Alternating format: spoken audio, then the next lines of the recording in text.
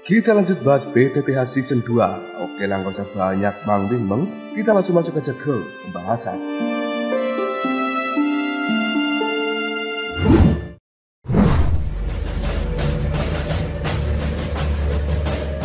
Kepergian Yunsi secara diam-diam itu membuat Xiaoyan bersedih. Dirinya merasa sudah jatuh cinta, namun kali ini ditinggalkan pas lagi sayang-sayangnya. Yaolo keluar dari dalam cincin dan akan membantu Xiaoyan mencari Yunsi, tapi hal itu tidak akan mudah karena seorang elit Do Huang seperti Yunsi bukanlah orang sembarangan yang bisa ditemukan begitu saja.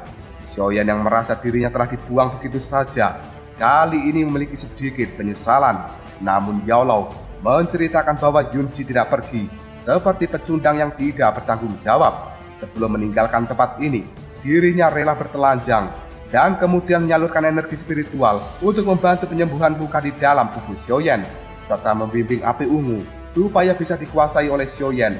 Hal ini membuat kekuatan dari Xiaoyan meningkat menjadi dose bintang 9. Gunungan teknik yang telah ditinggalkan oleh Yunsi ternyata adalah teknik tingkat Suan yang bernama langkah ledakan. Yaolo kemudian mengajarkan hal itu dipadukan dengan ledakan oktan, maka efeknya benar-benar sangat mengerikan. Selanjutnya Yaolo memberitahu Xiaoyan, meskipun api ungu di dalam tubuhnya sudah disempurnakan oleh Yunsi, namun hal itu masih membuat kekuatan di dalam tubuh Xiaoyan tidak stabil. Jika Xiaoyan mengandalkan api ungu ini untuk meningkatkan levelnya ke tahap dosi, kemungkinan tubuhnya akan segera terbakar habis oleh api ungu itu. Untuk mengantisipasi hal ini, maka selama 1 bulan penuh Xiaoyan harus membunuh minimal 5 monster dan mengambil inti monster itu. Selain itu, jika kekuatan Xiaoyan masih belum stabil akibat api ungu, maka dirinya tidak akan pernah bisa menyerap kekuatan dari api surgawi. Jika di lain hari menemukan api itu, Xiaoyan kali ini kembali bergerak untuk mencari kelompok tentara bayaran serigala.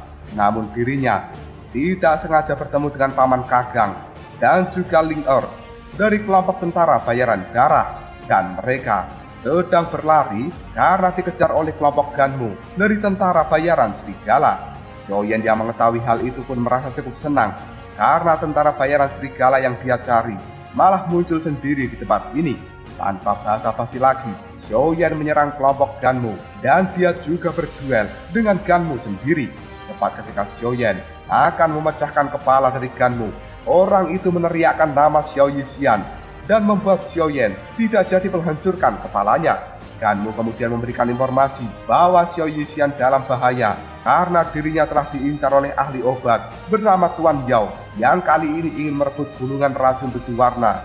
Karena mengetahui Xiao Yixian mendapatkan gunungan itu dari dalam goa harta karun, Xiaoyan melepaskan Ganmu. Namun orang itu malah berulah kembali dan ingin menangkap Ling Er.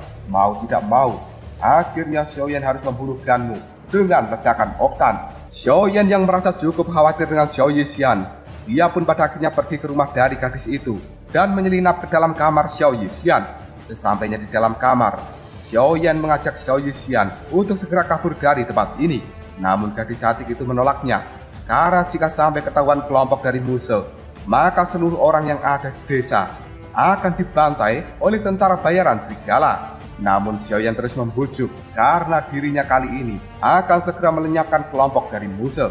Sementara di markas musuh sendiri, dia sudah menyebarkan perintah untuk penangkapan dan kemudian membunuh Xiaoyan. Karena musuh tidak terima Ganmu telah dibunuh oleh bocah itu. Kembali ke kamar Xiao Yixian, tiba-tiba saja datang Tuan Yao yang telah memergoki Xiaoyan bersama dengan Xiao Yixian. Hal ini membuat Xiao Yixian mengatakan bahwa mereka ingin pergi dari tempat ini. Namun Tuan Yao secara terang-terangan meminta gunungan racun 7 warna. Jika tidak diberikan, maka dia akan membunuh Xiao Yixian dan juga Xiaoyan. Sementara salah satu anak buah dari Tuan Yao kali ini secara diam-diam melapor pada kelompok musuh jika Xiaoyan saat ini berada di dalam rumah Tuan Yao. Hal itu membuat musuh segera mengumpulkan anak buahnya untuk melakukan pengepungan pada Xiaoyan. Sementara Tuan Yao telah mengancam Xiaoyan dan juga Xiao Yixian bahwa mereka tidak akan pernah bisa pergi karena dirinya sudah menyebarkan racun di dalam ruangan ini. Namun Xiao Yixian bukanlah orang yang bodoh dan dia sudah menetralkan seluruh racun tanpa sepengetahuan dari Tuan Yao. Sementara kali ini malah tubuh dari Tuan Yao sendiri yang terkena racun dari Xiao Yixian saat dirinya duduk di kursi yang sudah dilumuri oleh racun. Hal itu membuat Tuan Yao memohon obat penawarnya karena dia tidak ingin mati. Xiao Yixian pun memanggil burung elang birunya dan dia pergi bersama dengan Xiao Yan sambil melemparkan obat penawar pada Tuan Yao. Xiao Yan yang mengatakan pada Xiao Yixian bahwa dirinya akan segera melenyapkan kelompok dari Musou.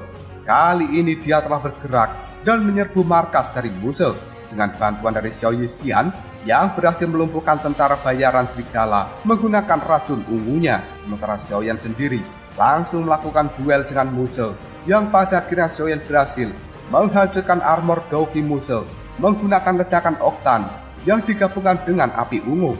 Hal itu langsung membuat Musou muntah darah. Musou yang tidak ingin menyerah, dirinya pun masih berani menantang Xiao Yan karena dia baru saja mempelajari teknik dari kotak harta karun yang ketiga. Menghadapi teknik yang cukup kuat itu, Xiao Yan kali ini menggunakan penguasa gelombang api yang digabungkan dengan api ungu dan akhirnya berhasil membunuh Musou dalam bentrokan kekuatan.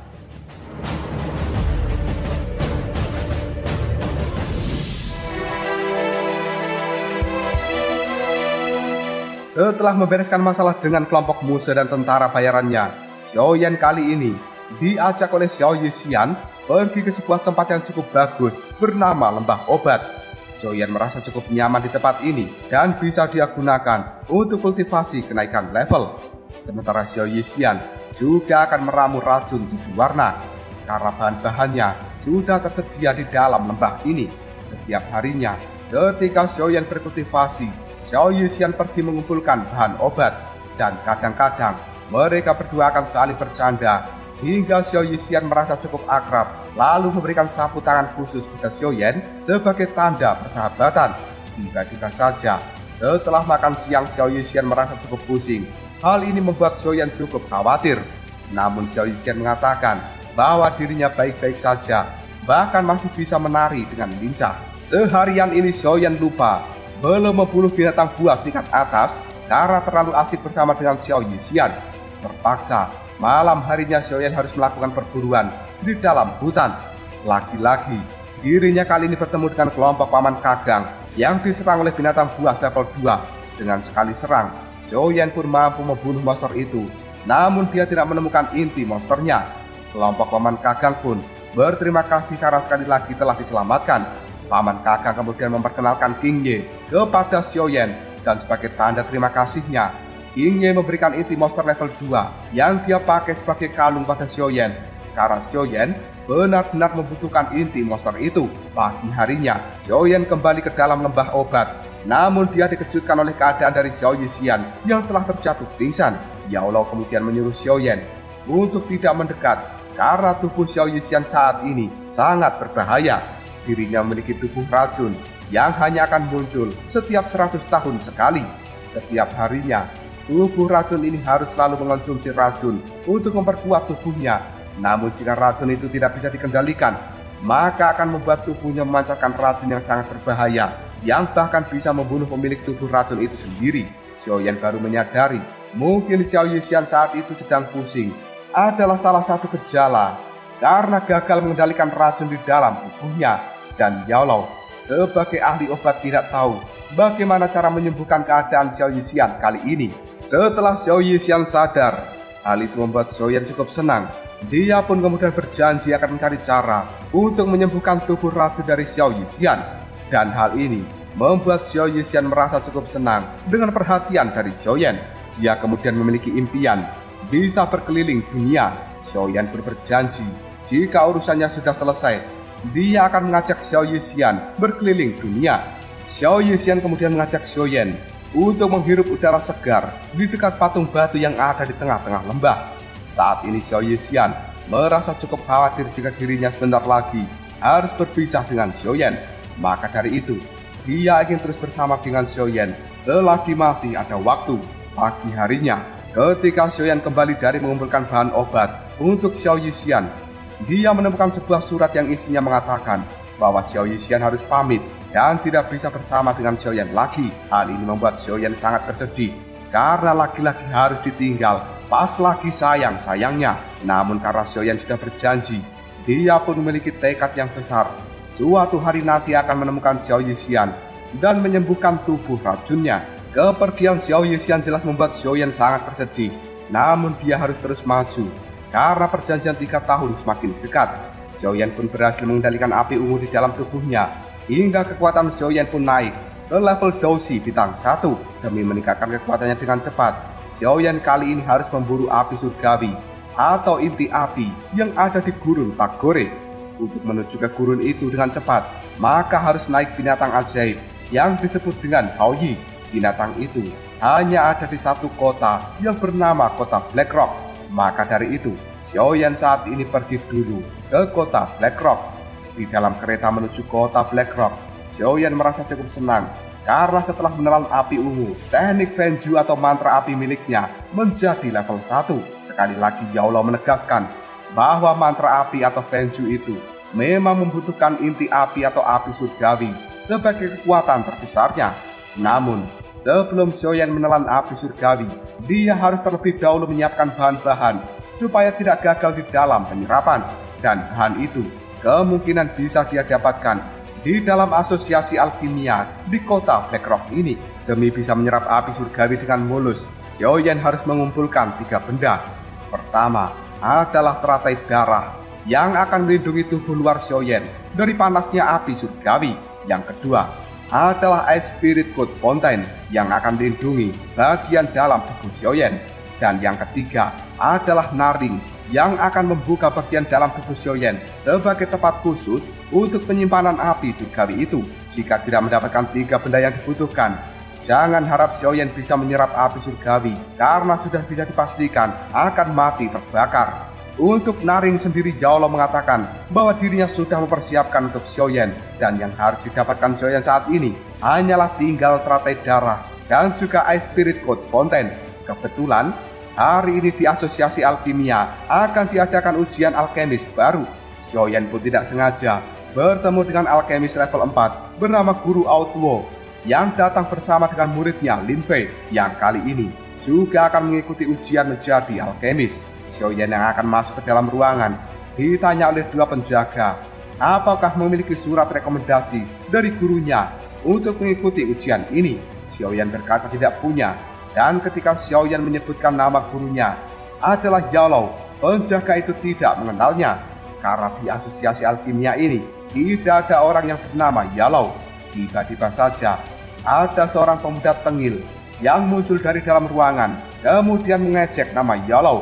Cukup kesal dengan hal itu, Xiaoyan pun membakar rambut si pemuda menggunakan api ungu. 2 penjaga yang melihat hal ini terlihat cukup ketakutan, yang kemudian menyuruh Xiaoyan untuk segera masuk.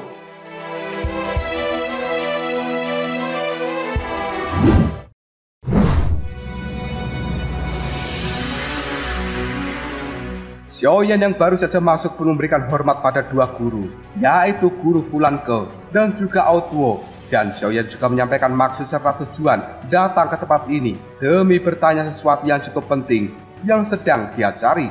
Kedua guru itu hanya bisa tertawa dan setuju membantu Xiaoyan asalkan dia lolos ujian alkemis kali ini. Setelah semua murid hadir, Guru Fulan Ke mengatakan ujian alkemisnya resmi dimulai. Dan hal ini hanya akan berlangsung 1 jam saja. Pada akhirnya penilaian pun dimulai dan Xiaoyan lulus dengan baik karena dia mampu membuat pil peningkat energi tingkat tinggi. Hal ini membuat semua orang yang telah hadir menjadi sangat kaget dengan kemampuan Xiaoyan. Namun tiba-tiba saja hal yang paling mengagetkan adalah Xiaoyan meminta izin untuk langsung saja menuju ujian alkemis tingkat 2. Lin Fei yang tidak terima Xiaoyan menjadi lulusan terbaik di dalam ujian tingkat pertama akhirnya memberikan tantangan pada Xiaoyan untuk membuat pil penyembuh luka yang merupakan pil tingkat 2. Dan hal itu adalah sesuatu yang cukup rumit yang membuat Xiaoyan tidak habis pikir. Permintaan Lin Fei ini disetujui oleh para guru dan itu membuat Xiaoyan merasa tidak berdaya selain harus mencoba membuatnya. Akhirnya Xiaoyan pun menunjukkan api ungu miliknya yang membuat semua orang di dalam ruangan ini menjadi sangat kaget. Dan kemudian Xiaoyan berhasil menyelesaikan pil tingkat 2 berkualitas tinggi yang membuat 2 guru sangat kagum kemudian menobatkan Xiaoyan menjadi alkemis tingkat 2 termuda sepanjang sejarah kekaisaran Jiama. Sesuai apa yang dikatakan di awal, Xiaoyan langsung bertanya, apakah di dalam asosiasi alkimia ini ada teratai darah dan juga Spirit Code Fontaine. Karena benda itu sangat penting, maka Xiaoyan diajak ke dalam ruangan tertentu oleh 2 guru untuk membicarakan hal ini. Saat ini Xiaoyan resmi diangkat menjadi anggota asosiasi alkimia tingkat 2 dan diberikan jubah khusus alkemis. Dia disambut dengan baik oleh guru Outwo dan juga guru Bulanke. Untuk teratai darah mereka bisa memberikannya, namun untuk Spirit Code Fontaine, hal itu sangat langka dan di seluruh kekaisaran Jiama ini hanya dimiliki oleh 1 orang yang aneh, yang kemungkinan orang ini tidak akan pernah mau menjualnya. Guru Outwo pun mengantarkan Xiaoyan untuk bertemu dengan orang itu. Dia berpesan ketika di dalam rumahnya nanti, Xiaoyan harus bisa menjaga sikap dan jangan membuat orang aneh itu menjadi marah. Baru saja memasuki rumah, Xiaoyan tidak sengaja menginjak jebakan yang langsung menaburkan asap beracun. Untung saja hal itu langsung bisa dinetralkan oleh guru Outwo. Selanjutnya, ada sebuah cahaya hijau yang cukup aneh dan membuat mata dari Xiaoyan menjadi terkena ilusi. Dia kali ini melihat bokong dari guru Outwo menjadi bokong Kurel. Orang aneh itu pun tidak suka dengan guru Outwo yang membawa orang tidak dikenal ke dalam rumahnya. Hal ini langsung membuat Xiaoyan memberikan hormat kepada orang aneh tersebut. Guru Outwo kemudian memperkenalkan pada Xiaoyan bahwa orang aneh ini bernama Gute dan dia seorang pemburu harta karun. Guru Outwo menyuruh Xiaoyan untuk membujuk sendiri Gute ini. Sebelum pergi, guru Outwo pun mengancam Gute untuk tidak menyakiti Xiaoyan. Jika tidak, maka seluruh harta yang ada di tempat ini akan diumumkan ke publik biar jadi rebutan. Ancaman seperti itu membuat Gute menjadi sangat ketakutan, kemudian berjanji tidak akan menyakiti Xiaoyan. Tidak ingin bertele-tele lagi, Xiaoyan pun langsung menunjukkan esensi kristal ungu untuk dia tukar dengan Spirit Code Fontaine. Kedua barang itu sama-sama merupakan barang langka. Hal ini membuat Gute cukup tertarik dengan esensi kristal ungu. Namun dirinya juga bimbang dan ragu apakah harus menukarnya atau tidak. Melihat hal ini membuat Xiaoyan bermain trik tarik ulur dan dia berpura-pura akan pergi karena menganggap Gute tidak setuju untuk menukarnya. Tepat ketika Xiaoyan akan keluar dari pintu, patua Gute itu pun langsung menarik tangan Xiaoyan dan dia setuju untuk menukar dengan Spirit Code Fontaine yang selama ini telah dia simpan di dalam sempaknya. Guru Outwo sangat bangga. Xiaoyan berhasil membujuk si tua Gute dan mendapatkan Spirit Code Fontaine. Sementara guru Bulanke ini memberikan Xiaoyan teratai darah yang telah dia minta sambil memberitahu bahwa 6 bulan lagi di tempat ini akan diadakan event alkemis terbesar sepanjang sejarah kekaisaran Jiama. Xiaoyan harus kembali ke tempat ini dan jangan sampai melewatkan event itu. Xiaoyan setuju dan dia pun pamit untuk segera pergi melanjutkan perjalanannya.